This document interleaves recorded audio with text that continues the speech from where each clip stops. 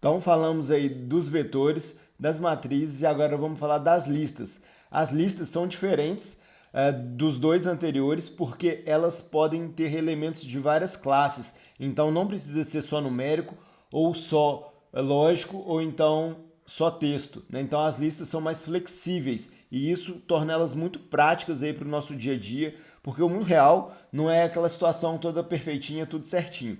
Então as listas são muito úteis aí no nosso dia a dia. E outra diferença também que as listas têm das matrizes. Nas matrizes elas são tabelas, então não tem como uma coluna ter um comprimento de 10, por exemplo, e uma outra coluna ter um comprimento 2. Né? Não existe uma tabela assim que fique com esse desfalque aí. Mas as listas permitem isso. A gente vai ver aqui, por exemplo, vou colocar aqui um exemplo. Vou tirar aqui do livro um exemplo. E temos aqui o vetor 1, que é lógico, então ele é da classe lógica, né? Valores aí de verdadeiro ou falso. O vetor 2, que é numérico e tem um comprimento de 8 números, então um comprimento diferente aí do primeiro vetor, que tem só 3 elementos, então já é uma diferença em relação às matrizes, quando a gente for juntar esses vetores.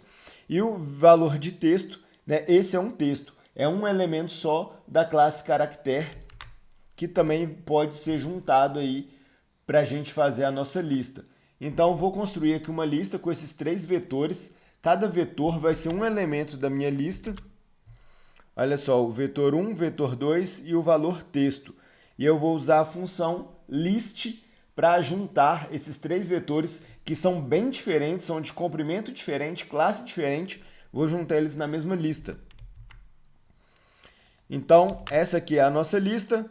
Né? O primeiro elemento dela é um vetor de verdadeiro ou falso. O segundo elemento tem um comprimento diferente do primeiro e a classe também diferente do primeiro. E aqui, o terceiro elemento, esse é um texto. E aí, para eu chamar, por exemplo, os elementos dessa lista, né? Eu posso, por exemplo, escrever aqui lista, e aí eu quero chamar o segundo elemento, né? Que é um vetor de 2 até 9.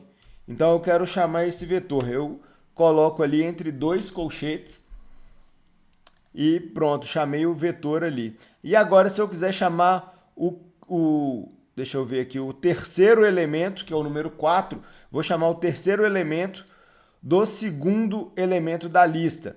Então, tem minha lista aqui, o segundo elemento é esse vetor. Mas eu quero chamar o terceiro elemento desse vetor. Então, eu coloco aqui o elemento que é o vetorzão aqui, que é o 2, e agora eu vou chamar o terceiro elemento dentro desse vetor. Pronto, ó. Rodei, chamou o número 4. Então, é dessa forma que a gente comunica aí com a lista, que a gente, né, faz as nossas consultas. Então, no próximo vídeo, vamos falar sobre fatores. Muito importante aí também para a gente começar a usar algumas funções daqui a pouco. Valeu!